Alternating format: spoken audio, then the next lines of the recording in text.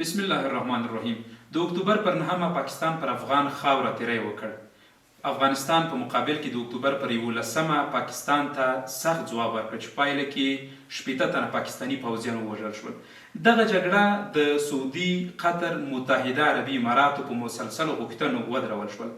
تازه پاکستان بیا پر افغان خاوره برید کړی ده او تر ډیره پورې ملکي وګړي شهیدان کړي دي. اوس پوښتنه دا ده چې ولې بیا جګړه پیل شوه او پاکستان ولې د اسلامي امارت حوصله وار وار ازمایي. تحلیل ته راغله زه محمد عمر زواکیم. د بحث ګډونوال مو د سیاسي چارو شنونکی اسدالله اتل، د سیاسي چارو شنونکی او پوهنتون استاد ادریس محمدي زازی. دواړو ته راغلاست وایم. اتل صاحب، د اسلامي امارت وایي ذبیح الله مجاهد پر خپل ایکس پاڼه ولیکل چې سهار پاکستاني ځواکونو حمله وکړه او زموږ ځواکونو هم ځوابي حملې ته مجبور شول. د مجاهد صاحب منظور له مجبوریت څخه څه کیدای شي؟ بسم الله الرحمن الرحیم. الحمد لله رب العالمین والعاقبة للمتقین والصلاة والسلام علی اشرف الانبیاء والمرسلین. اما بعد، زواک صاحب محترم، تاسو ته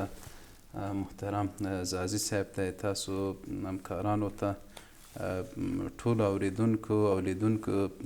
ته سلامونه او نیکې هیلې وړاندې کوم. علیکم السلام. رښتیا هم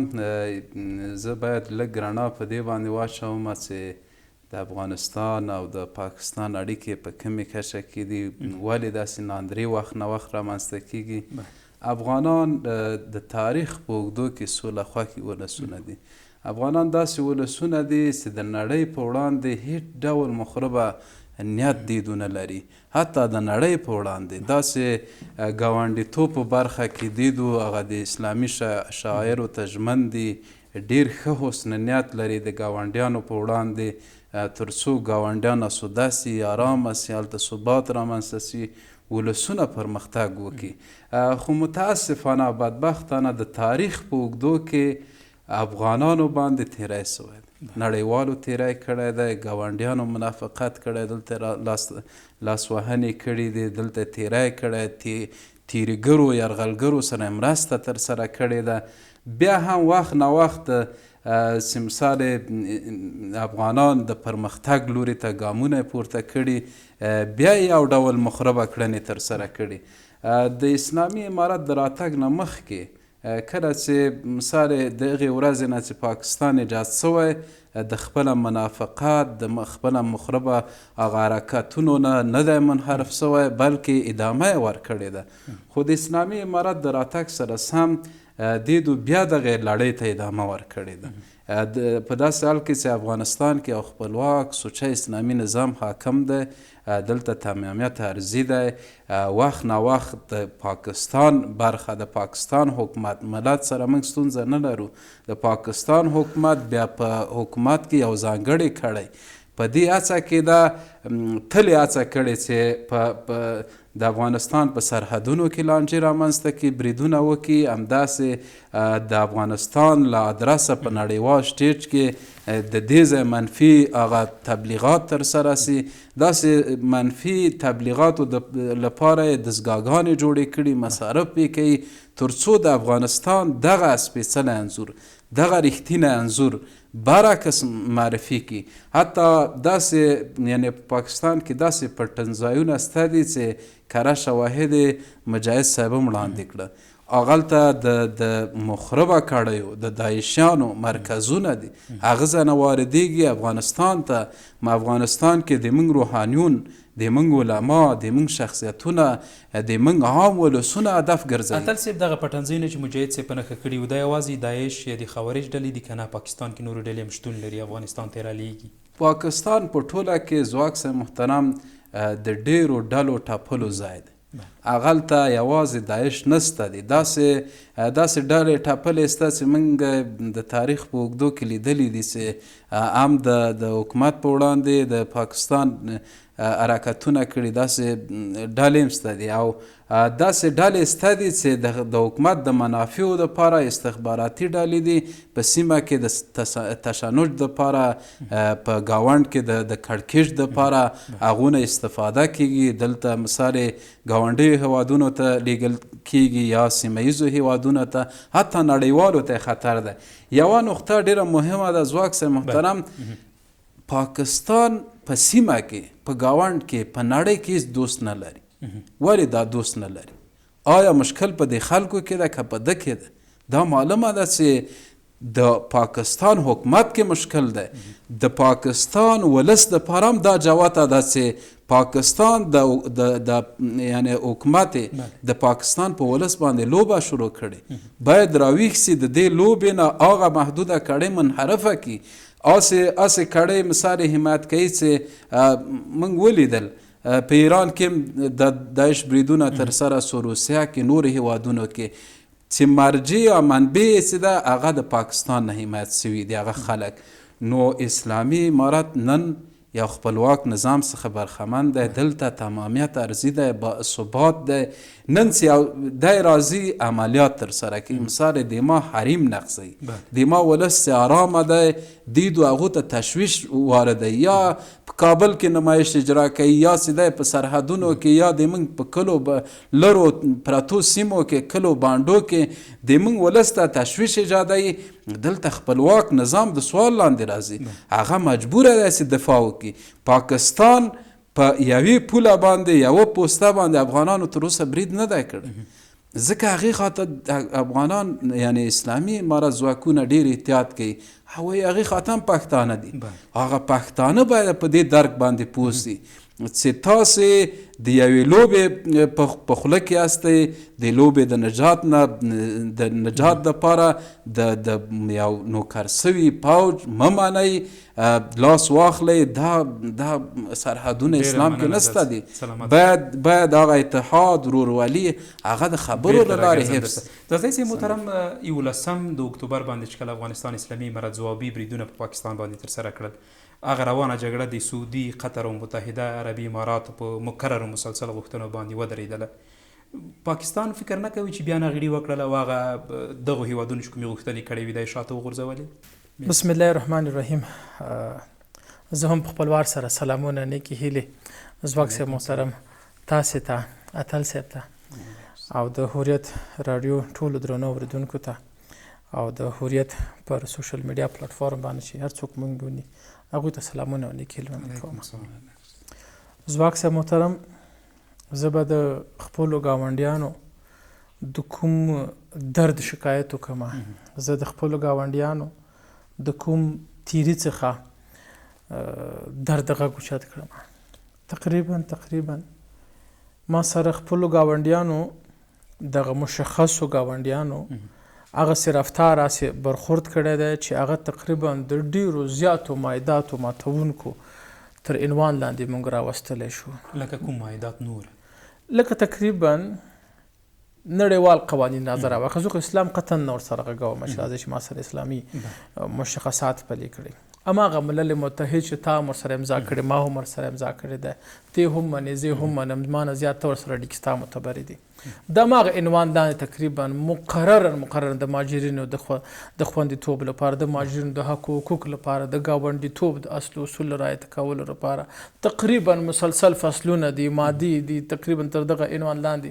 مقرر غوښتنې د ملل متحد دي. ما سره ګاونډیانو ومنلې، زما مهاجرینو سره دوی برخورد، زما مهاجرینو سره دوی رفتار، زما مهاجرینو تقریبا د دوی هغه بندیخانې ترې ډکول، تقریبا د دوی معلولول، د دوی معتاد کول، د دوی وژل، د دوی بیرته راشړل، د دوی بېعزته کول، هغه یو طرف ته. بل طرف ته همدغه بین المللي قوانینو کې راغلي دي چې هیڅ هیواد بل هیواد حریم تر پښو لاندې نشي کولی، هیڅ هیواد بل هیواد تقریبا حریم ته وردن کېدلی نشي، هیڅ هیواد بل هیواد تقریبا په داسې غیر عادلانه ډول باندې غیر تقریبا هغه قوانینو مد نظر نیولو کې هغه تر هغه لاندې نشي راوستلی عملې لاندې. مګر بیا هم پاکستان ولې د پنجشنبې په شپه باندې د افغانستان زړه کابل تر سوال لاندې راوستلو؟ افغانستان زړه کابل، د کابل زړه هغسې مهمو سیمو کې بمبار کوي. ولې؟ تر کوم عنوان لاندې؟ د کوم مجوزو تر عنوان لاندې؟ د کوم حق حقوق تر عنوان لاندې؟ تقریبا چې هماغه نتیجه کې زه خو دا خبره ځواک صاحب بار کوم، دا څومره رسنۍ دا خبره پکې کوم چې د افغانستان او پاکستان په دې فرضي کرښه کې هر څوک چې تر هر عنوان لاندې وژل شول، کورنۍ لري، فامیل لري، ماشومان لري، ښځه لري، ورور لري، یو کور ورباندې تقریبا له پښو ولوېدلو، سر پناه ترې لاړ، لکه پاکستان طرف که افغانستان طرف ولو، ګناه او بال هماغه شخص ته ورځي چې تقریبا دغه پریشان عملیات پر لار باندې اچولي وو. ځواک صاحب محترم دا خبره پاکستان هم تاییدوي، دا خبره زمونږ هلته چې کوم سفیر ده په پاکستان کې هغه هم دا خبره تاییدوي. تقریبا راپورونه هم داسې وي چې صرف په پاکستان کې یوه کړۍ ده چې غواړي د افغانستان او پاکستان ترمنځ هغه حالات رابرسېره کړي، هغه حالات له منځه ووهي تر څو دغه دواړو مملکتونه د جنګ پر کرښه باندې کېږي. ځواک صاحب محترم دلته هم تقریبا تر ډېر بریده پورې تقریبا افغانستان ته مشکلات جوړ کړل، خو هلته هم مشکلات سره جوړ شول. ولې ځواک صاحب مهم سوال دلته دا دی، دوه مسلمانان هیوادونو ترمنځ دومره تاوتریخوالی آخر ولې د نورو مملکتونو ته راشه، اروپا، استرالیا، نور نړۍ ته لاړ تقریبا سرحد نشته پکې، پاسپورت نشته پکې، ویزا نشته پکې، پوښتنه نشته پکې، مګر زما او ستا دین چې ماته وایي چې هیوادونو ترمنځ باید سرحد نه وي، زما او ستا مذهب ماته وایي چې زما او ستا کې تبعیض نشته، نژاد نشته، ژبه نشته، ما او ستا یوه کلمه بس ده چې هغه تقریبا د اسلام کلمه ده، ته م وایې، زه م وایم، زما قرآن وایي، زما رسول وایي، زما پیغمبر وایي، زما هر خبر هم دا وایي چې ما او تا سره ورونه وي. بیا د دوه ورونو ترمنځ دومره نفاق، دومره بې اتفاقي، دومره وژل، دومره وهل، تقریبا له کلونو رئیس ستا له خوا نه زه په عذابېدل، بیا د آخرت څه معنا ځواک صاحب محترم؟ د وژل، د وهل، د بمبارۍ دا خو د پاکستان طرف نه دی، افغانستان په تاریخ سوال هم دا دی، سوال هم دا دی، څه کیدلی شي؟ سوال هم دا دی. بیا هم درته وایم ځواک صاحب محترم چې مسلسل کړی دي، یو ورځ نه ده، دوه ورځ نه دي، یو کال نه، دوه کال نه دي، مسلسل چې پاکستان جوړ شوی دی، مسلسل ډول باندې دوی غواړي چې افغانستان او پاکستان ترمنځ اور بل شي، او دغه اور بل ګټې ته تقریبا دوی خپله کور رڼا ترې وچلوي چې هغه د پنجاب صوبې دي. یوه پوښتنه زه بله درنه کومه، جواب بیا ډېر اوږدېږي. فکر کوي چې د پاکستان ټول سیاسون خوښوي چې افغانستان سره په جګړه کې ښکېل شي که نه؟ بعض یو څوک کسان دي دغه جګړه ځواک صاحب محترم دم ګړی په پاکستان هغه خپل ولس هم پاکستان سره په دې پرېکړه کې یو ځای نه ده، دا منې د پاکستان ولس هم پر دې پرېکړه کې ورسره ولاړ نه ده، د پاکستان تر ډېر بریده پورې پارلمان غړي هم ورسره ولاړ نه دي، د پاکستان تر ډېر بریده پورې سنا هم ورسره ولاړ نه ده، د پاکستان ډېر وزیران، کابینې غړي هم په دې پرېکړه کې ورسره ولاړ نه تر څو افغانستان سره پر دغه حده باندې ودرېږي. ځکه ځواک صاحب محترم د پاکستان ځینې کړۍ دي چې په جدي ډول باندې ټول همسایګانو سره خپل ارتباطات منفي لور ته بیایي، که هغه پاکستان دی، که هندوستان دی، که افغانستان دی، که ورسره بنګال دی، که ورسره نور سیمې د پاکستان ورسره سرحدي پولې لري یا فرضي پولې لري، تقریبا دوی هغه لمنې جنګ ته وهي. څه لپاره وهي؟ ثبوت و شواهد دا دي ځواک صاحب محترم، تاسې راواخلئ د پاکستان یو جنرال هم د فتن پاکستان کې نه چې پاکستان کې دوی ژوند وکړي، یا څوک په لندن کې دي، څوک په امریکا کې دي، څوک په اروپا کې دي، هلته ستر بلډینګونه دي. څه شول؟ دا پاکستان زما غږ اوري، پاکستان خپل وزیران وګوري چې ریټایر شي یا تقاعد شي، اروپا کې ژوند کوي، استرالیا کې ژوند کوي، امریکا کې ژوند کوي، په څه باندې چې پاکستان ته دوی څه کار نه ده کړی، بغیر د غمه، بغیر د جنجاله، بغیر د لانجې، بغیر د ظلم بل څه کار سره نه ده کړی. له پرویز مشرف، بېنظیر بوټونه نیول تر دم ګړی شهباز شریفه پورې ټول غم ده، ټول جنجال ده، ټول دعوه ده، ټول لانجه ده، هم خپل ځان تباه برباد کړو پاکستان. هغه کار چې هندوستان وکړو پاکستان ونه کړلو. هندوستان وګوره زیربناوې جوړ کړ، ساختماني شرکتونه جوړ کړل، دنیا سره قدم په قدم ټکنالوژي طبابت توسعات کې روانه ده، هماغه ځینې راخوا دېخوا شوی جدا شوی پاکستان وګوره برباد و تباه، بېثباتي، بې اتفاقۍ، ټول سر په جنګ کرښو کې ولاړ دی. په څه باندې ځواک صاحب محترم؟ د پاکستان غلطو پالیسیګانو له کبله، د پاکستان غلطو ستراتیژیګانو له کبله، د پاکستان غلط لیدلورو له طرفه پاکستان هم تباه و برباد کو ځان، تقریبا نور مملکتونو ته مشکلات سره جوړ کړي دي. اوس هم وخت شته ځواک صاحب محترم، اوس هم وخت شته چې پاکستان خپل بهرني او داخلي پالیسیګانو سره تغیر کړي، تر څو هم په خپل داخل کې هغه ور بل شوی ور سره ګول کړي، او هم د نړیوال سطح چې نړیوالو سره هم بې اعتباره شوی دی، خپل همسایګانو سره هم کله هندوستان سره جنګ، کله افغانستان سره جنګ، کله چین سره لانجه کې، کله ایران سره لانجه کې. ځواک صاحب محترم خپل ځان هم تباه او برباد کړو د پاکستان. وګوره تقریبا 4 صوبې دي، دا 4 صوبې دغه 2 صوبې سند او پنجاب ترې لرې کړه، په دې 2 صوبو کې تقریبا قیامت د ځواک صاحب محترم. بغیر دغه 2 صوبو نه د پنجاب تر ایالت لاندې دي، دغه 2 صوبو کې نه پانتون شته، نه مکتب شته، نه شفخانه شته، نه صحت شته، نه ښځوان پاتې شو، نه ډاکټر پاتې شو، نه پروفیسور پاتې شو، نه ښه ذهنیت درلودونکي اشخاص او افراد پاتې شول، یا مړه شول یا سره ورک شول. مګر هاخوا 2 صوبو ته نور لاش، هلته ژوند شته، شفخانه شته، مکتب شته، پانتون شته، عیاشي شته، د ژوند هغه حرام او حلال ټول هلته شته دي. په څه باندې چې دوی صرف دغه 2 صوبو ته کار سره کړی دی، دغه 2 صوبې په خور باندې بلې کړي دي چې نوی فرضي کرښه باندې افغانستان سره پرتې دي، یا ایران سره پرتې دي، یا چین سره پرتې دي. یعنی خپل ولس هم له پاکستان څخه خفه دی او ګاونډیان هم له پاکستان څخه خفه دي. اتل صاحب ځاځی صاحب خپل خبرو کې وایي چې پاکستان چې کومه جګړه روانه کړې ده، د دې خبرونو دا معلومیږي د جګړه د بل چا د پاکستان نه ده دوی ویل چې د پاکستان تر ډیره پورې لوړپوړي چارواکي بهرنیو هیوادونو کې ژوند کوي که ځواب مو هو وي دغه جګړه چا روانه کړې تر شا څوک دي دا خو جواته ده دا سپورتیږي مثال داسې حمایه کیږي هغه غرب ده دا ټولو ته جواته ده که هغه د پاکستان ولسونه دي که د افغانستان ولسونه دي په دې باندې سترګې نه پټېږي ځکه د تاریخ په اوږدو کې هغو هڅه کړې چې د دغې آلې په توګه دلته تشنج رامنځته کړي د ما په ان باندې د پاکستان چې په کومه لار روان دی دا لاره ترکستان ته تللی پاکستان حکومت او یعنی حکومت د په ولس زړه وسوځوي دغه پرمختګونه چې ګاونډ کې ییني په نړۍ کې ییني د دغو شومو د پلانونو د غرب څخه راووځي ځان مستقل کې د ولس لپاره کار وکړي اوس په سیمه کې څنګه ښه وضعیت روان دی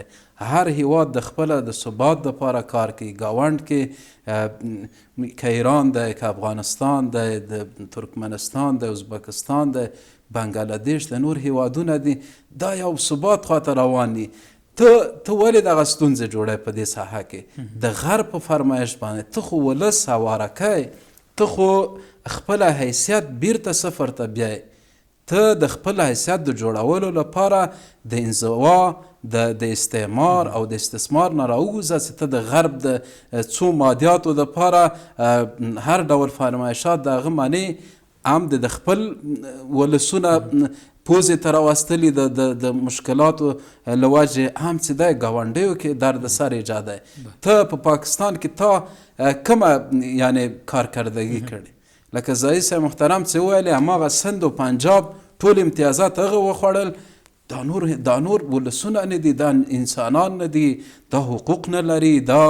نړیوال قوانین نسته دی چې هغو په رڼا کې ته دې ته حق ورکړې الهي قوانین موجود دي ولې د هغو ته حقوق ته خورې دې باندې حکومتولي نه کیږي حکومت په ولس جوړیږي ولس چې نه وي حکومت بیا په څه معنا نو همدغه کړنې چې د غرب په فرمایشاتو باندې دغه دردسر په ټولنه کې ایجادوي په سیمه کې ایجادوي په ګاونډ کې ایجادوي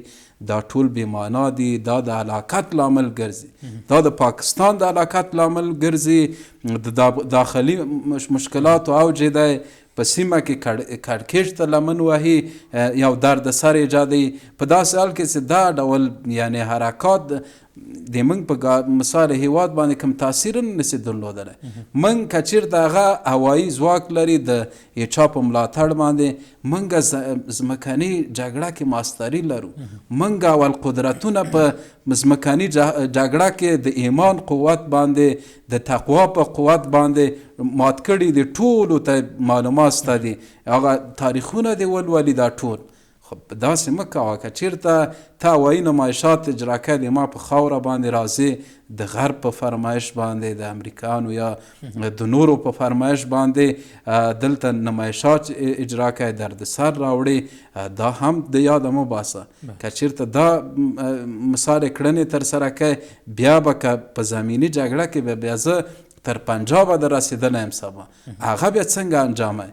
مه کوه پاکستانه دا تا د هلاکت لامل ګرځي داسې کسان نسته د پاکستان ولس ته د موږ ولس نه د موږ غوښتنه ده چې دغه کړنې هغه یوه کړۍ یعنې تنظیموي ترسره کوي دا د پاکستان د هلاکت دپاره دي د پاکستان د ولس د هلاکت دپاره دي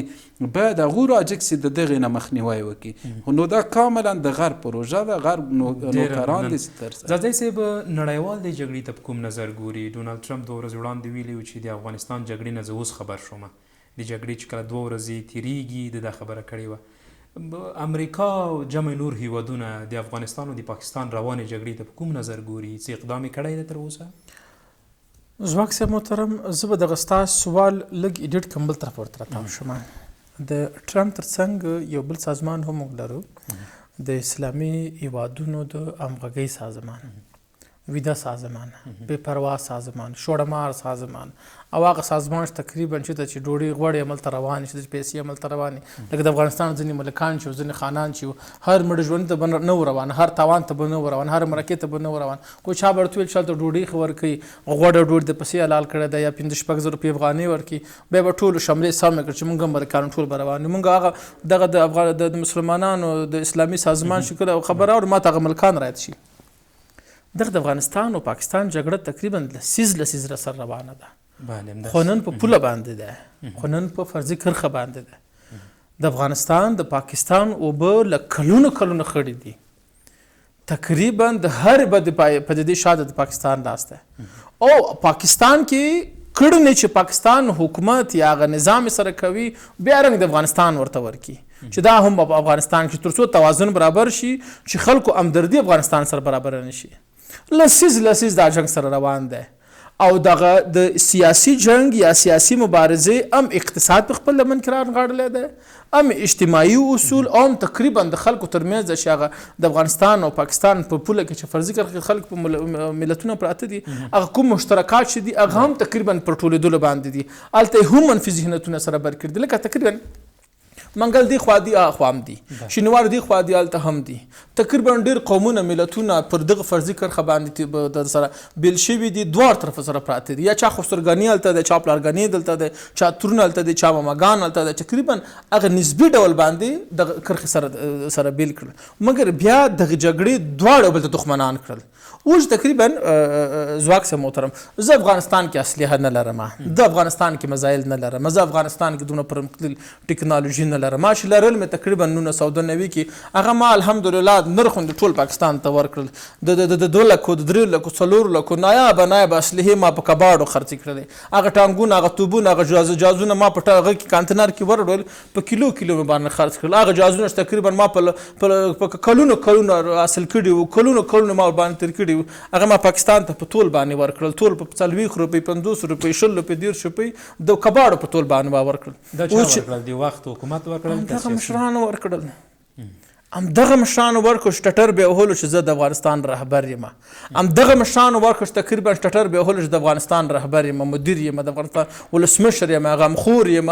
بیا به دې ولیدل ځواک صاحب محترم چې 15 د اګست باندې بیا ټول پاکستان د اسلام آباد ته لاندړل،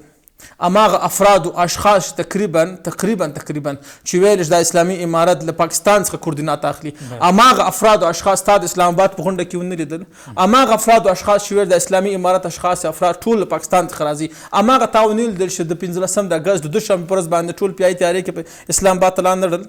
اماغه افراد او اشخاص تا ونه لیدل چې پاکستان طالبان روزي، اماغه افراد او اشخاص تا ترکیه کې د اساس سره په یو میز باندې ونه لیدل. یعنی ځواک صاحب محترم څومره چې هغه زموږ د پښتو متل وي، څومره چې شمشیر تیز و هماغومره نیام پسته وه، څومره چې اوس پاکستان موږ ته تقریبا په پښو باندې ولاړ دی، هماغومره زما او ستا کور کې هم زما ستا شخصي دښمن و، تر همدغه افغانو، تر همدغه رهبر تر عنوان لاندې و، چې الحمدلله یوه ځکه چې زما اسلامي امارت تقریبا هغه خلوص او مینه محبت سره یوځای کېږي، هغه هم دا ده چې دغه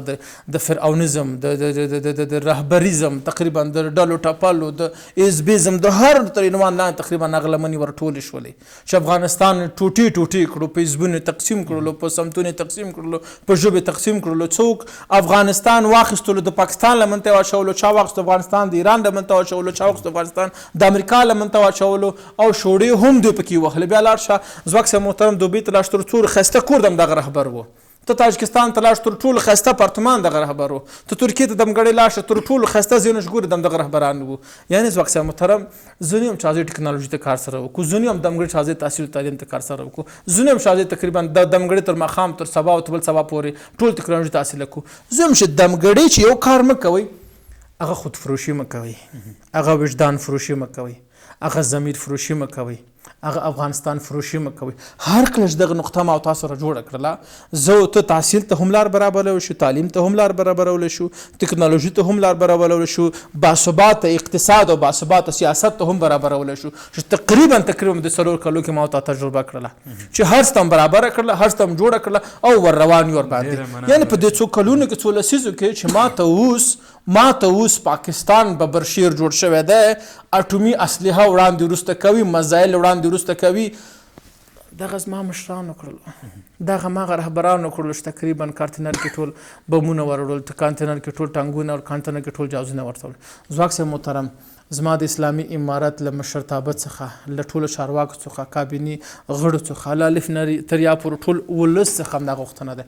چې راځئ دغه خپل انسجام او اتفاق او اتحاد چې رامنځته شوی دا نور هم قوي کو سره دې ته نور هم مساحت سره ورکو دا نور هم سره پراخ کو ځکه ځواک صاحب محترم افغانان هغسې ذات دي افغانان هغسې وینه په دغه ډوکو کې دغه غوښه کې تاویږي راتاویږي ځواک صاحب محترم چې دوی له ژوند څخه له مرګ سره ډېره مینه کوي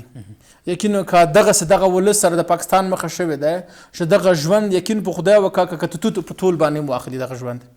دغه ژوند څخه مرګ سره ډېره مینه محبت کوي زه د سترګو لیدلی حال درته وایم همدغه دغه فرضي کښته چې روان و تقریبا وایي ټولو څلور رکعته نفله کړي دي او کور کې مو هم خدای پامانیانې کړي دي په دې هیله نه یو وتلو چې موږ بیرته راشو موږ په دې هیله وتلو چې یا ځو یا بیا یو یا به واره خوا او یا باغ دنیا ته ځو موږ په دې خوا نه یو راغلو چې بیرته موږ راځو موږ هلته 2 ورځو کې بیرته راشو یعنې پاکستان تا داسې خلکو سره سر شوی دی تا هغه خلکو سره سر نه ده چې تا به د ورځې 300-400 راکټه کونړ ویشتلو 300-400 راکټه به تا نورستان ویشتلو 300-400 راکټه به تا خوست او پکتیا ویشتل بیا به هم درته هر کې خطاب د ورور کېدلو بیا به هم درته خطاب کېدلو چې موږ درځو تاسو همسایګان هستئ تاسې دا ځلې اسلامي امارت سره مخ شوی دی اسلامي امارت که نور نه پیژنې راځي د امریکا نه پوښتنه وکړي دغه امریکا نه پوښتنه وکړي قبرونه پوښتنه وکړي هغه کونډو بور یتیمان پوښتنه وکړي چې امریکا ته مو راوړلي دي ورسره اته څلوېښت مملکتونه هم ته راوړلي که بیا مو نه پیادېږي بیا د خپل کې پوښتنه وکړي زموږ تاریخونه در سره پراته وي پکې دغه مزلک باندې مش نومونه ایښي دي د ابدال هم زموږ دی دغه نومونه چې په غټو مزلو باندې ایښي دا هم دا ټول زموږ دي صرف تاریخونه ولولئ ډېره مننه اتل صاحب پاکستان فکر کوي چې توانېدلی ده چې د کوزو پښتنو د بر پښتنو ترمنځ چې کوزو پښتنو هم ځان ته د افغان خطاب کولو دوی د دغې جګړې په واسطه وتوانېدل چې یو درز رامنځته کړي هېڅکله نه ځواک صاحب محترم ځکه کوز پښتانه هم د پاکستان د پوځ نه د هغو د ظلمونو څخه یعنې په فغان راغلي دي ځکه اول خو دغه تار چې تېر سوی دی دا د دغو پښتنو په سینه باندې یو ظلمانه تار دی دا نه د منلو دی نه به ومنل سي او نه منل سوی دی دا تاریخ په اوږدو کې د دې پر ځای چې د موږ هلته وجودونه اوسېږي د موږ هېوادوال اوسېږي د موږ پښتانه اوسېږي د موږ ورونه اوسېږي د موږ خویندې اوسېږي هغه موږ د خپله هېوادوالو په څېر ګڼو موږ خو په دې هغه باندې د پوج په دې کړنو سره هغو خلکو نه منصرف کېدلی نه سو ځکه هغو سره موږ مشترکات لرو موږ چې دی ښیښیانې لرو موږ راشه درشه ورسره لرو دا که پوج د دې هڅه کوي تر څو دغسې خلا ایجاد کړي فاصلې ایجاد کړي د دغو قومونو ترمنځ دا قطعا ناشونې ده ځکه هغه ولسونه د پوج د ظلم باندې پوه دي هېڅکله هغو سره نه درېږي نو په داسې حال کې چې باید موږ د پاکستان سره حساب وکړو ځکه موږ د هغو سره حساب لرو د ډیورنډ کرښه ده یا فرضي هوایي کرښه ده وخت راځي د هغو پوښتنه کېږي دا خو داسې نه ده تراټکه د موږ خاوره ده بیا هم باوجود د دې مسئلې چې موږ یې ورسره لرو دی راځي مثال په سرحد کې یعنې ځینې پښتانه غولوي ځینې بعضې چې پوج کې دي غولوي دغې ساحې ته یې راولي یا نورې نو دا په دې معنا سره چې هغلته د حق او د باطل جګړه ده اوس هغلته چې هغه قاري صاحب وایي مولوي صاحب ولی د موږ په اول خط کې مولوي صاحبان جنګېږي تا په اول خط کې داسې سړی رامخته کوي چې هغه په سبحانه نه پیږي داسې سړی رامخکې کوي چې هغه ټوله ورځ په عیشو نیشو باندې اخته وي هغلته مثال چرس و مرس ولي هغلته راځي نه مونځ کړی نه اودس هغه په ما باندې ته غالبه کوي د ما اول خط کې مولوي صاحب الله اکبر کوي درځي در باندې ته د دې مولوي صاحب د نوم نه وشرمېږه ته په ما تجاوز کوي د ما هغه پوجي ته د پاکستاني یعنی پیغام دی ته د یو مولوي په مقابل کې راځې دلته حریم نقضی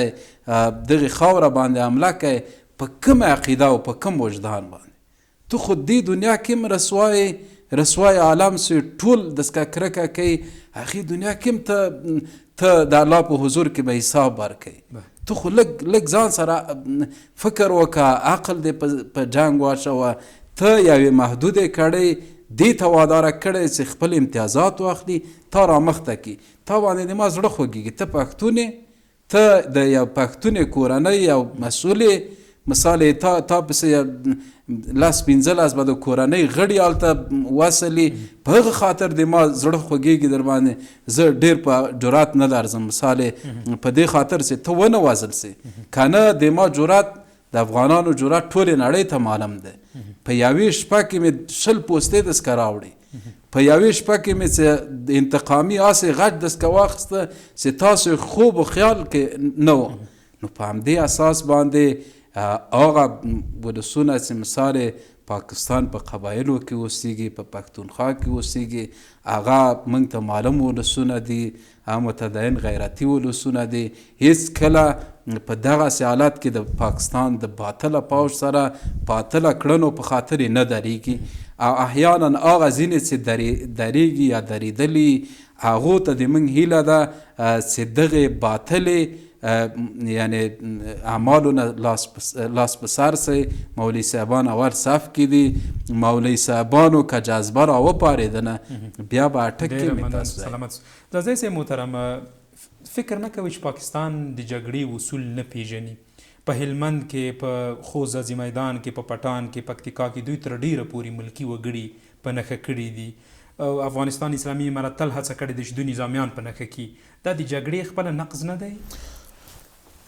ځواک صاحب محترم، زما د پاکستان له ولسونو او د پاکستان له قومونو او پاکستان کې چې هغه خپلواک ادارې له ټولو څخه صمیمانه غوښتنه ده چې دغه افراد، دغه اشخاص او دغه ډلې ټپلې په ګوته کړي او له نظام څخه لرې کړي، ځکه چې دوی پاکستان ته هسې بدنامۍ وراړولې دي چې هر عنوان کې واچوي یو جواب راشي ظلم، یو جواب راځي چې بربریت و فرعونیزم. تو خو جنگي اصول ښایي، زه که هر چوکاټ ته واشم چوکاټ کې نه راځي. لکه فرض مثال دوی وایي چې حقوق بشر ده، زه وایم چې دا کوم حقوق بشر چې دمګړۍ ته تعقیبوي هغه حقوق بشر نه ده. تقریبا تا همدغه مظاهرو کې پر آس اشخاص و افرادو باندې ډزونه وکړل چې یو ناخونګیري هم جیب کې نه و، دا حقوق بشر ده. ته همدغه عنوان لاندې ځوانان بیا یې تقریبا نوکان ترې وباسې، په میاشتو وږي ساتي، تقریبا وهل و ډبول، داسې حال ته رسوي تقریبا چې نه مړ کېږي نه ژوندی کېږي. دا حقوق بشر دي. دمګړۍ هم په دغه دوه صوبو کې ځواک صاحب محترم، بالخصوص د پښتونخوا کې، وزیرستان کې، دغه ځایونو کې ته وګوره ډېر ښکلي ګلالي ځوانان، با استعداده ځوانان، متخصصین ځوانان، هغه ځوانان چې د ښه ذهنیت خاوندان دي، تقریبا کلونه شو چې ورک دي. دا حقوق بشر ده. تا زما افغانان د پاسپورټ او د ویزې سره ونیول، بندیان دې کړل، ورک دې کړل، مړک دې شهیدان دې کړل، دا حقوق بشر ده. د ماجونو تر عنوان لاندې زما د افغانانو پر کور باندې راوختلې، له کور دې وویستل، له خپل جایداد دې وویستل، له خپل دکان دې وویستل، د چا پلار پاتې شو، د چا خور پاتې شو، د چا ماشومان پاتې شول، له د فرضي کې خدای راوشړل. دا حقوق بشر ده. زه حیران دې ته یم چې زه اوس د پاکستان کومه خوبي یاده کړم، چوکاټ ته واشم چې پاکستان حکومت پکې فټ راشي، چې نه دغه نقطې کې صحیح ده، مکمل صحیح راځي. تو په خپل پاکستان کې هم خپل ولس سره نه جوړ، خپل ملت سره نه جوړ، خپل قومونو سره نه جوړ، خپل هغه حزبونو سره نه جوړ. یعنی ځواک صاحب محترم، له پاکستان هغه درنو قومونو څخه، ولسونو څخه، هغه ادارو څخه غوښتنه دا ده چې مسلسل ډول باندې دغه څوم ځل چې پاکستان دغه ځینې کړي مکمل پاکستان په قمار باندې وهي. یو ځل هندوستان سره خبره تر اتومي اسلحې پورې رسېدلې وه، تر میزایلو پورې رسېدلې وه. په څه باندې؟ چې همدغه پاکستان اصلي اصول د جنګ تر پښو لاندې کړل. وخت نا وخت لاړ بهرګام د کسونو مې د غزي باندې حمله ورته ونه کړله، چې تقریبا تر 150 د سیاحت کوونکو د وژلو سبب نشول. همدغه پاکستان نه و. راشه زما فلم راواخله، راشه زما سناریو راواخله، زما قصه واوره. تقریبا دغه څو لسیزو کې د پاکستان د وهلو وژلو څخه ستړی یم، هم نه لیدل تقریبا د شلو کلونو کې ځواک صاحب محترم راواخله تاریخونه راواخله، سوشل میډیا وپلټئ، هره ورځ باندې کونړ نه بمبارېدلو، دا نورستان نه بمبارېدلو، دغه ننګرهار نه بمبارېدلو، دغه پکتیا او پکتیکا او خوست نه بمبارېدل. نو زه ځواک صاحب محترم بیا تکرار وایم، د پاکستان له کوم درد شکایت وکړم، کوم ادرس ته وکړم، د پاکستان له کوم ظلم شکایت وکړم، کوم ادرس ته وکړم. نړۍ هم سترګې ور باندې پټوي، اسلامي او هغه سازمانونه چې هغه هم سترګې ور باندې پټوي. اخر زه خو مجبورېږم ځواک صاحب محترم، یو پاچا ورته بغلی شي، یو وزیر ورته غلی شي، احمد ورته غلی شي، محمود ورته غلی شي، زه په سر باندې وډار شم، ته په سر باندې وډار شي. دا خاوره خو د یاغیانو باغیانو ده ځواک صاحب، دا خاوره خو داسې خلک هم لري ځواک صاحب محترم چې نه په خپو باندې چپلکې لري او نه په خېټه کې ډوډۍ لري او نه په سر باندې خولۍ لري، نه په ژوند باندې تړلي، نه په مرګ باندې تړلي دي. هر چا ته خو بیا د هر چا فکر مه کوه پاکستانه، هر چا ته خو د هر چا په فکر باندې مه ګوره، په سترګه باندې مه ګوره. دا خو هغه خلک نه چې تا به د کونړ بمبارولو، شپې به خبرونه ورباندې چپ شول، تا به نورستان بمبارولو، اوس وزیران به سترګې باندې پټې کړلې، تا به پکتیا او پکتیکا خوست او منډیر غرونه بمبارول، ولسمشر به سترګې باندې پټې کړلې. دا خو یو د 4 کاله ورته ونیول چې مه کوه، 4 کاله دا عذر ده چې مه کوه. ملي او بین المللي دهلیزونو ته، سر کانفرانسونو ته ځې، ته د افغانستان اسلامي امارت نظام حکومت پر قمار باندې وژل دغه د خطر دی او ګواښ دی، امنیت تخریب دی. یو دوه درې څلور سړی ستړی کېږي. ځاځی صاحب، پاکستان په سیمه کې چې کوم ګاونډي هیوادونه له ټولو سره بد ده، په دې کې شک نشته. په کور دننه اختلافونه ډیر شوي دي، ورځ تر بلې لاریونونه ډیریږي چې موږ لاهور ښه مثال ورکولی شو. پرون ورځ تر 300 پورې د پاکستان وګړي د موټره لاندې شوي دي، وژلي دي حکومت. فکر نه کوئ چې نظام یې د محوا کېدو نسکورېدو په طرف روان دی؟ ځواک صاحب محترم، دغه فرضي کرښو کې د دوی وخت ناوخت پر افغانستان باندې حمله، وخت ناوخت کې پر هندوستان باندې حمله، وخت ناوخت کې دا غږ کول چې هله له پاکستان افغانستان راغلل، بیا هله به چې هندوستان څخه راغلل. دا د عمدي ثبوتو شواهد ده چې پاکستان حکومت غواړي چې دا د خپلو ولس ذهنیتونه انحراف طرف ته یوسي، چې پام یې نشي زما کارونو ته، چې پام یې نشي زما بېثباتۍ ته، پام یې نشي زما تقریبا ظلم ته. ځکه چې د پاکستان ډیر بیداره ولس دی، د پاکستان ولسونه تقریبا ډیر بیداره دي، ډیر چست دي، ډیر چابک دي او په ډیرو معاملو کې په اتفاق دي، حکومت هم په اتفاق دي. ځواک صاحب دا هم راسره ومنه، دغه بندیخانې چې همدغه پښتونخوا کې په اشخاصو افرادو باندې دغه نظام تېرې کړلي، پاکستان تېرې کړي په ول او بله چې په دنیا په بله سطح کې د بل نورو ولسونو باندې شوی وی، که د پاکستان پر حکومت په خلاف باندې چې غږ پورته کړی وی، اوس هم آفرین چې دومره ظلمونو سره هم د حکومت ملتونه هم ورپسې پاتېږي، دغه ولسونه هم ورپسې پاتېږي، د حق غوښتنه کې باوجود د دې چې دومره ظلمونه کېږي. زه بیا وایم ځواک صاحب محترم چې پاکستان حکومت، د پاکستان چارواکو، د پاکستان کابینې غړو، د پاکستان پارلمان غړو، د پاکستان د سنا غړو، هر څوک چې پاکستان باندې تر دردېږي در واخلي دا څه پیغام در سره چې خپلو پالیسیګانو کې تغیرات راولي، خپلو پالیسیګانو داخلي پالیسیګانو کې تغیرات راولي، خپلو بهرني پالیسیګانو کې تغیرات راولي. دغه حکومت مو، دا نظام مو، دغه خلک مو خطر سره مخامخ کوي، بدنامۍ سره مخامخ کوي. تقریبا په نړۍ سطح باندې چاته نو مغز پاکستان یم مخ در څخه اړوي، او ته به ښه سړی وې، ته به نیک سړی وې، ته به عجیب سړی وې، ته محترم سړی وې، مګر دا د پاکستان نوم درپسې وي، مخ در څخه واړوي. و دا ښه مملکت نه، دا ښه خلک نه دي. یعنی یو څو کړي، یو څو محدود اشخاص او افرادو مکمل د پاکستان هغه هویت، هغه عزت، هغه پت، هغه تقریبا هغه ملي شناخت په قمار باندې وهله ده. اوس څوک خبرې مسره نه کوي، عمرې ته لاړ شه، اش ته لاړ شه، یا په نور نړیوال سازمانونو، بین المللي کانفرانسونو یا مارکیټونو یا هغه نندارتون چې پوښتنه هلته وکړه وګوره چې پاکستان مخ ته نه اړوي، نه پاکستان دا وایي خلک دا جنګونه اچولي، ټروریستان دي، تروریزم دي، نه دي. ځواک صاحب پاکستان کې مینه ناک خلک دي، پاکستان کې اتفاق خوښونکي خلک دي، پاکستان کې مظلومان دي، پاکستان کې تر ډېر بده پورې خپله د حکومت سره په ذهني اختلافاتو ککړ خلک دي. ځکه پاکستان سره تقریبا دمګړي وګړو ټول ولسونه ترې خفه دي، ملتونه ترې خفه دي، قومونه ترې خفه دي، دلته اشخاص او افراد ته پراته ترې خفه دي. په څه خفه دي؟ چې هم د دوی پالیسیګانې د خپله په داخل کې د خپلو ولسونو مقابل کې، هم د دوی پالیسیګانې خپل د ګاونډیانو مقابل کې نادرست دي، غلط دي او غلطه طرف ته سوق کوي. اتل صاحب د پاکستان دغه دوګونی پالیسي دوی دغه سیاست په تر کومه پورې دوام وکړي؟ موږ د دوی سیاسون تر ډیره پورې ګورو چې ډونالډ ټرمپ ته ډیره لابیګري کوي، ورته ښکته پورته کیږي. دغه روانه پالیسي فکر نه کوي چې ډیره زر به محو شي، له منځه به ولاړه شي؟ بالکل. د دې د منافقتونو هغه وخت کې موږ ته ښه څرګند سوه ځواک صاحب محترم چې متقي صاحب سره دلته یو هیئت راغی په د بهرنیو چارو وزارت کې کېناسته د دې دپاره چې صلح رامنځته سي، احترام متقابل وجود ولري، اقتصادي برخه کې پیاوړتیا وجود ولري، راکړه ورکړه مادي سي، تعرفې راټیټې سي د ګمرکي په برخو کې، همداسې نورې مثال معاهدې او تړونونه ترسره سي. دلته د بهرنیو چارو وزارت رهبري په خبرو مصروفه کړې وه. هلته په کونړ کې د موږ په مظلومو مسلمانانو باندې بریدونه وکړه، بې دفاع خلکو باندې. دا اوس چې هر څاڅکی وینه تویږي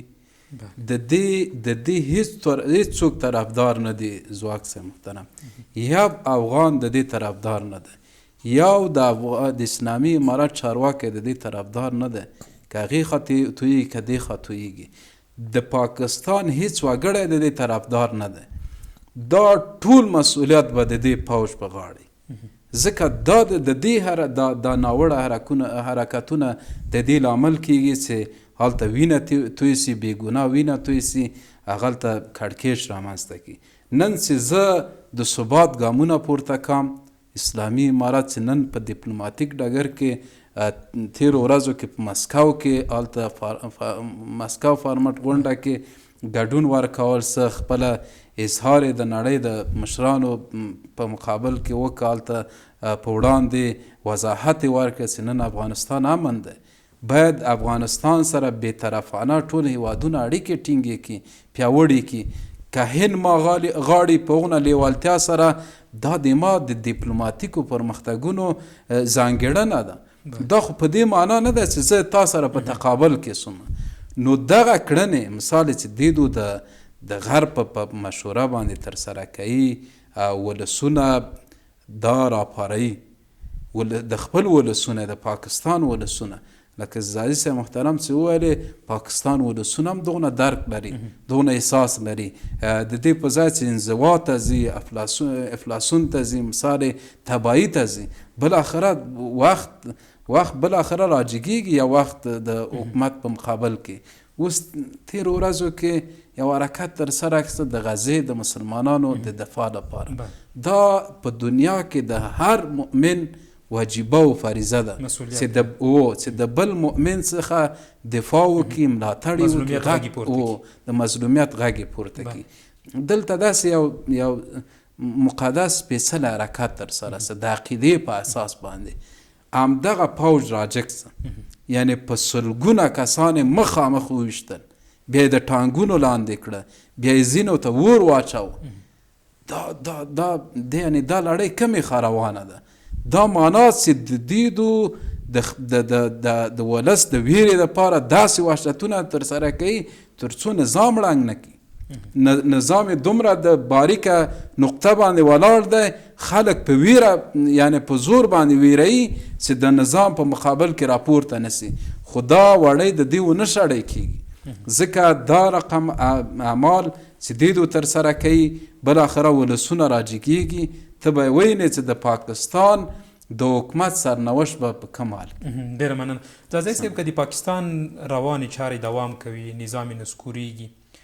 څه رقم کوم بدیل ښه نظام ورته بولئ؟ چاته به ډېره ونډه پکې ورکړل شي؟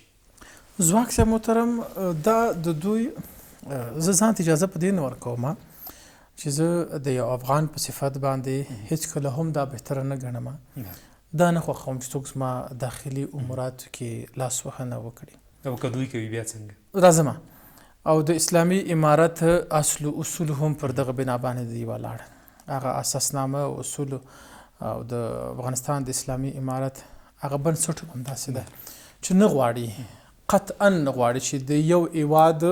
یا د یو مملکت په سیاسي ساختار کې لاس وهنه وکړي، یا تقریبا د هغوی کورني موضوعاتو کې لاسوهنه خو قدر دې موږ ته رسیږي مشوره خو طبعا راځم ستا سوال ته راځم زه دا مقدمه خلاصه کړم خو دومره چې زه دغه حد و حدود سره مراعات کوم زه نزاکتونه مد نظر نیسم همدغه غوښتنه بیا زما د افغان په صفت او د حکومت په صفت د اسلامي امارت غوښتنه تر نړیوالو هم دا دی چې زما په کور دننه موضوعاتو کې هم لاسوهنه مه کوئ ما ته هم فرمایشات مه راکوئ زما په داخلي اموراتو کې هم لاسوهنه مه کوئ ما ته هم تقریبا د ملت حکومت ترمنځ سوء تفاهمات ته لمنه مه وهئ تقریبا همدغه چوکاټ په مد نظر کې نیولې د اصل اصول په مد نظر نیولو کې زه د پاکستان د حکومت مکمل تغییر غوښتونکی نه یم چې د پاکستان واوړي پاکستان تقریبا بل نوم باندې واوړي یا تقریبا هلته نوی سیستم رامنځته شي یو نوی دغه رامنځته شي خو زه یو څه پکې زیاتول غواړم چې هر څوک تر هر عنوان لاندې وي هر څوک تر هر عنوان لاندې وي خو مناسبات ګاونډیانو سره اسانه توګه باندې وي اسلامي چوکاټ باندې وي او حتی د دوی په خپل په داخل د پاکستان کې چې کوم هر څوک چې دا نظام بل نظام راځي یا په خپل په داخل کې دا نظام کې د تغیرات راوړي خپل ځان کې وای چې نه په داخل کې هم ټولو منفي نقطو ته جواب وایم ټولو خفا اشخاص او افراد ولټ پر سره ځکینم ته څه غواړي راځي په شمول یا نظر حکومت سره جوړو د پاکستان حکومت همدغه دوام ورکي فکر کار وکي خپل داخلي مشکلات په خپل سره حل کړي دویمه د کوم مشکلات چې کېدای شي د دمګړۍ د پاکستان د افغانستان سره غلي هندوستان سره غلي نور ګاونډیان سره غلي خدای دغه نفر ته توفیق ورکړي شاباش ته توفیق ورکړي چې دا ټول مشکلات یو حل لار سره پیدا کړي وای چې پاکستان تر دمګړۍ پورې پر غلط لار باندې روانو منفي لار باندې روانو تقریبا ترکستان ته روانو کشمیر کې مولوی صاحب ته اشاره وکړه ترکستان لار باندې روانو اوس راګرځم افغانستان تاسو سره پر دغه ډول باندې پالیسیګان زغوره کوم ایران تاسو سره پر دغه ډول باندې پالیسیګان زغوره کوم هندوستان تاسو سره پر دغه پالیسیګان زغوره کوم خو هغه پالیسیګان به د هغه پالیسیګان په شکل باندې چې صادق خان افغانستان ته راغلی د نو باب پر پرانستلو باندې خبرې کولې پر امانغ شپه باندې خوست بمبار شولو پر امانغ شپه باندې پکتیکا بمبار شوله په امانغ شپه باندې پکتیا بمبار شوله یعنی پاکستان دو چلنده یا ډبل سټانډرډ پالیسی ونه لوبوي خپل ستراتیژیګانو کې تغیرات راولي خپل پالیسیګانو کې تغیرات راولي خپل سیستماتیک هغه روش کې تغیرات راولي چې ترڅو هم په کور دنه کوم اور بل شوی دی ورته هغه سره ګول کی او هم هغه اور چې تقریبا د خپل گاونډیانو کې خپل ځان ته بل کړ دی هغه اور سره بل شي زواک سه محترم یو بل خبره چې مخکې اشاره ورته وکړه بیا هم غواړم اشاره ورته وکم دغه دوه صوبو کې هم نامان ده اته په تاخیم نالوزي تلویزیون اوس د فتنونو سکیدې شي سریال پکې ډرامه پکې خوشحالي پکې ده هر څوک چې هر څوک غواړي شپې 12 بجې شپې 1 بجه سار 1 بجه غرمې 2 بجې د دغه صوبو اغه سر دغه سر دتل شي شرق او شمال تل شي دغه وری تقریبا دغه د پښتونخوا په صوبو کې بل کړه د نفاق او بې اتفاقی او ورور وژنه او تقریبا هغه یو بل دښمنی هم دغه دوه صوبو سره بل شوی ده یعنی هغه تفاهمات هم سره ورسیږي تقریبا هغه پیښ تقریبا دغه دوه صوبو سره کېږي بیا هغه باندې کې زواک سره محترم زه په دې باندې خبره سره وکړو هغه مشکلات د پاکستان او هندوستان ترمنځ راپیښیږي ډیر زر سره حل فصل کېږي یعنی هغه دوه صوبې چې اخوج پاکستان سره سرحدونه لري کشمیر زغه باندې الته چې کوم مشکلات د هندوستان او پاکستان ترمنځ راځي ډیر حل زر مشکل حل کېږي ډیر زر رسیدګي ورته کېږي هغه اقتصادي مشکلات ډیر زر سره حل فصل کېږي هغه اجتماعي مشکلات ډیر زر حل فصل سره کېږي هغه اندوانو سره تقریبا ډیر قدم وروړي پاکستان نسبتا دغه افغانانو سره مسلمانانو سره چې پاکستان او افغانستان مشترکات سره لري فرض کړه خباندي ما سره مشکلات تر کلونو پورې غزيږي ما سره اقتصادي مشکلات تر کلونو پورې غزيږي ما سره تقریبا په سوء تفاهمات کې سم تړلې ده ما سره نخلاصيږي مشکلات هندوستان سره په 2 ساعتونو کې خلاصيږي همدغه هندوستان راغلو په پاکستان کې بمبار وکړلو تقریبا یو نفر تیارې سکوت کړلو ولویدل هغه نفر هم بیرته هندوستان ته ورکړلو بیرته هندوستان ته تسلیم کړلو مګر ما سره د مور مېرې چلند هغه هندوستان سره پر دغه رفاقت پر دغه انډیواله پر دغه ډار بیم باندې روش او ما سره تاسو سره د مذهبي او دینی او کلتوري او فرهنګي او ژبنیز مشترکات پر دغه باندې رفتار یعنی پاکستان په خپل ستراتیژیګانو کې هم په نړیواله سطح باندې هم په سیمه سطح باندې او په داخلي سطح باندې ډیر ژور تغیرات بدراوي ډیر مننه تاسو په کپلانډو کې ځواب راکړئ ک دا جګړه دوام پیدا کوي او افغانستان سره ټولي پولي د پاکستان په وړاندې تړل کېږي په سیمه کې افغانستان هغه هیواد چې د پاکستان توکي ښه بازار دلته ورته پیدا کیږي، د پاکستان په اقتصادي سرچینو به څومره منفي اغېز پرې باسي؟ زواک صاحب دا خو منو سره چې پاکستان د افغانستان په ځینو شیانو کې ورمات دی. عامات ولې دی؟ مخکې بحث پرې وکړلو چې دغه د ځینو تقریبا د څو لسیزو کې د خودپرستو د تقریبا د وطن فروشانو چې تقریبا دلته ډالر وو، اته څلوېښت مملکتونه وو، سهولتونه وو، مرستې وې، کومکونه وو، دوی دې په ځای چې افغانستان کې بنسټیز کارونه ورباندې وکړو، لاړل دوبۍ کې پام جمیره ورباندې جوړه کړله، برج خلیفه لاندې تاکونه پرې واخیستل، تاجکستان کې ورباندې واخیستل، دلته کار ورباندې ونه کړلو، هغو خلک افراد ته ورلیږي چې تر څو افغانستان یې باثباته نه کړلو، افغانستان یې خپلواک نه کړو. اوس هم ډېر شیان کې پاکستان ته ورمات یو. زواک صاحب محترم، هلته چې زما مهاجر هغه تللو مریض تللو ګټه یې پښتونخوا کې پښتنو ته وه، هلته چې زما تقریبا سوداګر تللو پښتونخوا کې پښتون وو، زما د تجارت تللو پښتونخوا کې پښتون وو، زما د تقریبا ډېر ګټې رسېدلې پښتونخوا کې په دغه 2 صوبو کې پراتو افرادو اشخاص ته رسېدلې، پنجاب ته نه رسېدلې. د پنجاب کومې اړیکې چې اقتصادي هندوستان سره دي هغه اوس هم دوام سره پیدا کړی دی، دوام سره مومي، مګر دې خوا د افغانستان او د پښتونخوا ترمنځ کوم اقتصادي ارتباطات دا چې خرابېږي د پنجاب ورباندې څه د پنجاب څه نه تاوان ورسیږي نه ګټه ورسیږي، تاوان ورسیږي ګټه نه ورسیږي. هغه قصدي ډول باندې غواړي چې دا دروازې بند شي، دا پولې بند شي، دا فرضي کرښه بند شي، د افغانستان او پاکستان ترمنځ ارتباطات بند شي، چې دوی خو افغانان تاوان وکړي او هغه پښتانه د فرضي کرښې پاتې هغه تاوان سره وکړي. ځکه زه پاکستان تلم چې مریض مې وړلو، کوتابن ما ته کوټه راکوله پښتون راکوله، ما ته چې اوجه راکوله پښتون راکوله، ما چې سبزي اخیستله پښتون مې اخیستله، ما چې د کرم پیسې ورکولې پښتون ته مې ورکولې، یعنې دې جیب نه مې دې جیب ته تللې. مګر اوس دغه دوه پړکه سره وشکول، لارې مکمله باندې بند کړلې، تاوان پښتنو ته ورځي، لارې بند کړې تاوان دلته افغانانو ته ورځي. یعنې په دې کې هم دوی ډېر ستراتیژیک پروګرام سره نیولی دی. بیا مې هم غوښتنه دا ده چې پاکستان پر خپلو داخلي او بهرني او نړیوال سطح باندې ډېر زیات سیاسي تغییرات راولي په خپل سیاسي لید کې. اتل صاحب که په لنډو کې راته ووایي که جګړه غځېږي اسلامي امارات څه کول پکار دی تر څو دغې جګړې ښکار ملکي وګړي نه شي؟ بالکل مهمه دا ده چې باید هر څه له خبرو لارې حل شي، ځکه د حل لار د مفاهمې لار ده، مثال د خبرو لار ده، احترام متقابل ده. باید لکه څنګه چې دا لوری مثال اسلامي امارت دې ته ژمن ده احترام متقابل لري، هغه هم د دغې ګزینې نه کار واخلي مقابل. که چېرته جګړه غځېږي باید بالمثل جواب ورکول شي، ځکه په خبرو سي یو سړی اصلاح نشي، د نړیوالو قوانینو په رڼا کې نقض وکړي، الهي احکامو څخه ونه ډار سي، بیا هغو سره خو جګړه د حل لار ده. ځکه زه په جګړه کې حق یم، ته په ما تجاوز کوې، د ما دفاع د ما فریضه ده. که زه په دغې جګړه کې مثال وژل کېږم زه شهیدم، ځکه ما خو زه خپل د ځان نه دفاع کوم. که ته پکې وژل کېږي تا سرنوشت بیا بل شی دی. نو په همدې اساس سره همدغه پالیسي سمه پالیسي ده اسلامي امارت ټولو ته ثابته کړه. یعنې په ډېر کم وخت کې داسې یو پلان طرحه جوړې که د دفاع وزارت مشرتابه چې جګړه کې رښتیا هم افغانان یو پوره مهارت لري، ډېر زر د خپل غچ په ډېرو مناسبو هغه کې واخیسته، هغه بالمثل جواب یې واخیسته. بله ډېره مننه. د سیاسي چارو شنونکی اسدالله اتل، د سیاسي چارو شنونکی او پوهنتون استاد ادریس محمدي ځاځی، له تاسو دواړو مننه چې بحث کې مو له موږ سره ډېره مننه. د هوریت راډیو درنو اورېدونکو، د هوریت ټولنیزو پاڼو درنو څارونکو له تاسو هم نړۍ مننه چې د بحث تر وروستیو شېبو له موږ سره پاتې شوئ. تر بیا ښې چارې.